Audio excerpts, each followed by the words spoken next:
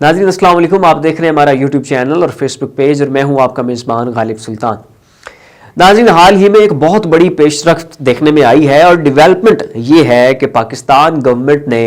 TTP के साथ अफगानिस्तान के सूबा खोस्त में ये मुआहदा किया है कि आप और हम सुलह कर लेते हैं, आपके गुज़श्ता सारे गुनाहों को माफ़ कर दिया जाएगा, आप पाकिस्तान की रिट को चैलेंज ना करें, पाकिस्तान के आइन को कबूल करें और मुल्क की धारे में शामिल हो जाएं, कानून के दायरे के अंदर आ जाएं और आपके लिए खुली माफ़ी का ऐलान है और आपके सारे गुज़श्ता गुनाह माफ़ कर दिए जाएंगे। आप ऐसे बन जाएंगे जैसे सफ़ेद स्लेट होती है, जैसे व्हाइट बोर्ड होता है कि आपके ज़िम्मे अब कोई गुनाह नहीं होगा। बस आप आगे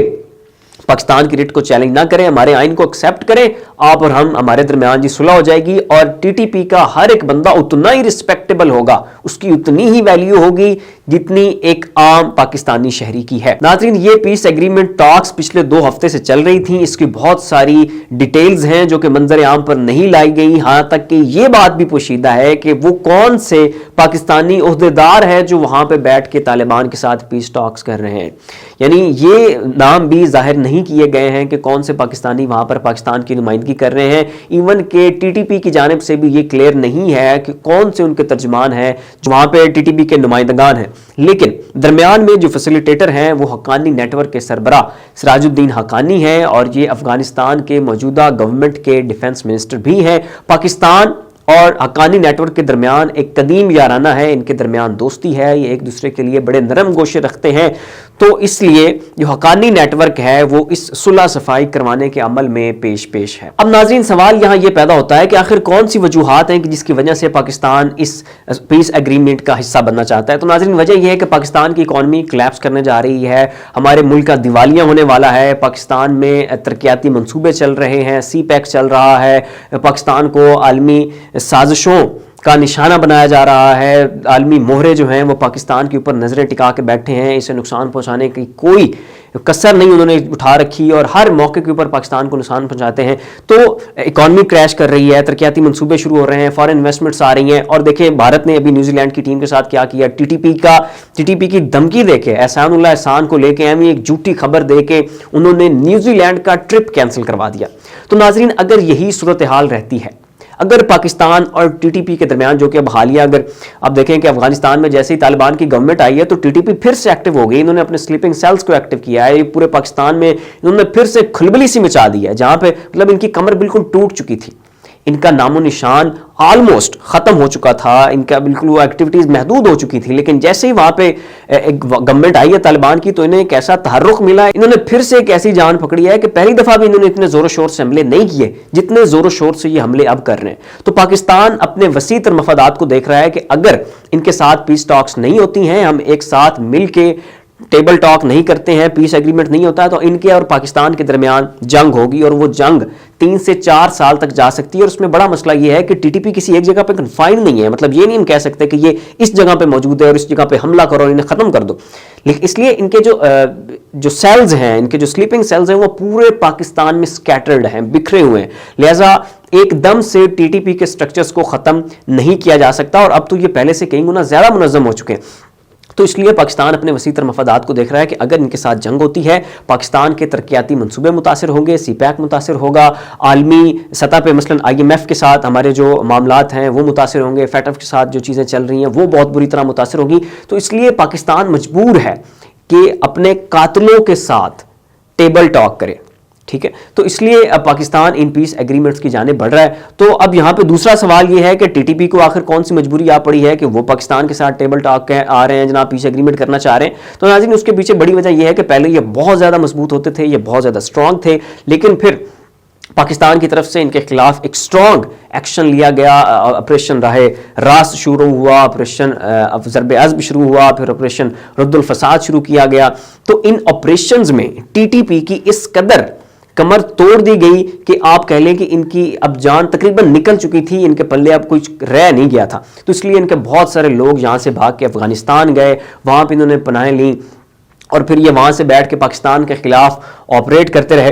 तो अब चूंकि इनकी कमर टूट चुकी थी اور اب ان کے جو بیک کرنے والے تھے CIA اور موساد اور را، وہ بھی افغانستان سے ان کی بھی چھٹی ہو چکی ہے، اور اشرف غنی کا سیٹ اپ جو انہیں بڑی ایک پشت پناہی ان کی کرتا تھا اور ان کے لیے بڑی محفوظ پناہ گاہ تھا، وہ بھی وہاں پہ نہیں رہا. تو اب بالکل ڈائنامکس چینج ہو چکے ہیں اور ان کے لیے جو ایک سیف ہیون تھی وہ ختم ہو چکی ہے.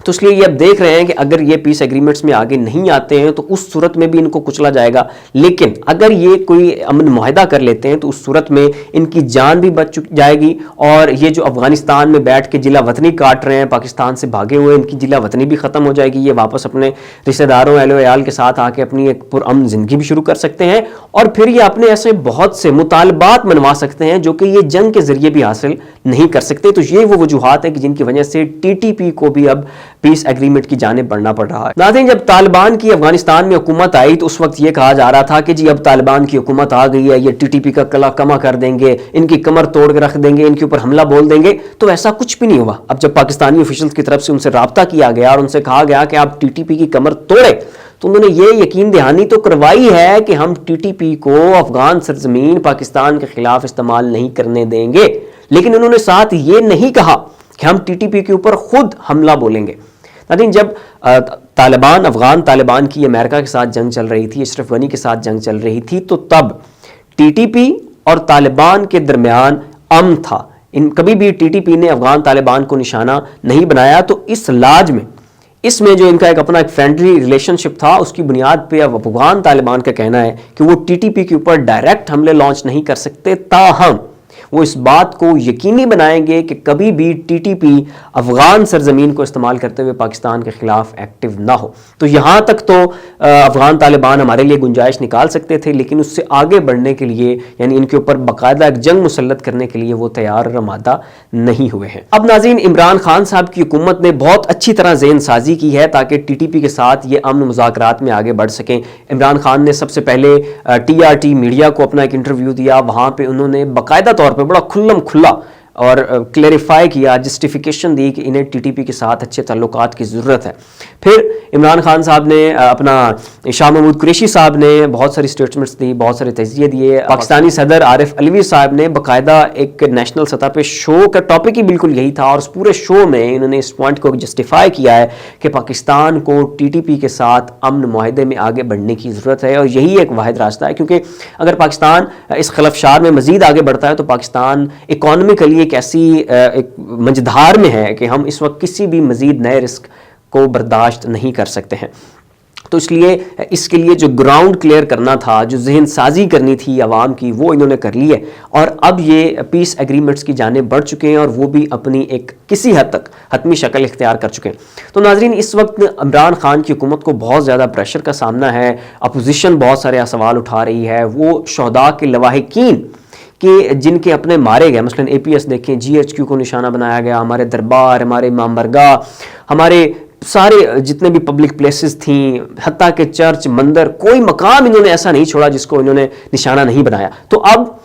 وہ سارے لوگ اور ہمارے 80,000 شہداء اور ہمارے شہداء کے لواحقین، ان سب کی طرف سے یہ سوال اٹھ رہے ہیں کہ آخر پھر ہمارے شہداء کی قربانیاں کدھر گئیں؟ اگر آج ایسے ہی حکومت نے کسی کو بھی اعتماد میں لیے بغیر اس ایشو کو لوور ہاؤس میں، پارلیمنٹ میں لے جائے بغیر، اپر ہاؤس میں لے جائے بغیر، حکومت نے چپ چاپ فیصلہ کر لیا ہے اور اندر کھاتے کسی کو بتائے بغیر وہاں پہ خوست میں انہوں نے پیس ایگریمنٹس شروع کر لیے ہیں، اور کسی کو اعتماد میں نہیں لیا. مطلب کسی APS کے کسی شہید کی ماں، کسی شہید کے بھائی، کسی شہید کے باپ کے پاس یہ نہیں گئے اور انہیں اعتماد میں نہیں لیا کہ جناب ہم یہ پیس ایگریمنٹ کرنے جا رہے ہیں، اور حکومت پوری ہماری عوام کو اس معاملے میں ایک کلیئر کٹ کلیریفیکیشن نہیں دی گئی. تو اس معاملے کے اوپر یہاں پہ حکومت نے کافی آپ کہہ لیں کہ بزدلی کا سامنا کیا ہے. اس حوالے سے پوری حکومت کو، اپنے پارلیمنٹ کو، اپنی کیبنٹ کو، اپنے سارے جو پاکستانی عوام ہے، اسے اعتماد میں لے کر پھر آگے چلنا چاہیے تھا. کچھ شہداء کے لواحقین سے ہی ملاقاتیں کر کے انہیں اعتماد میں لے کے اس معاملے کو آگے پروسیڈ کرتے، لیکن حکومت کی طرف سے ایسی کوئی حکمت عملی نظر نہیں آئی. تو ناظرین، اس پورے سینیریو پر آپ کیا رائے رکھتے ہیں؟ کیا ہمیں TTP کو معاف کر دینا چاہیے؟ کیا انہیں ملکی دھارے میں شامل کر لینا چاہیے؟ ان لوگوں کو جنہوں نے ہمارے 80,000 بہن بھائیوں کو شہید کیا، بے گناہوں کو پبلک پلیسز کو نشانہ بنایا، اور اگر انہیں معاف نہیں کرنا چاہیے تو پھر پاکستان کو کون سی راہ لینی چاہیے جس سے ہم اپنا میکسیمم ڈیمیج سے بچ سکیں. تو ناظرین اس پر آپ اپنی کیا رائے رکھتے ہیں اس کا اظہار نیچے کامنٹ باکس میں ضرور کیجیے گا. اسی کے ساتھ اپنے میزبان غالب سلطان کو اجازت دیجیے. اپنا خیال رکھیے گا. اللہ حافظ.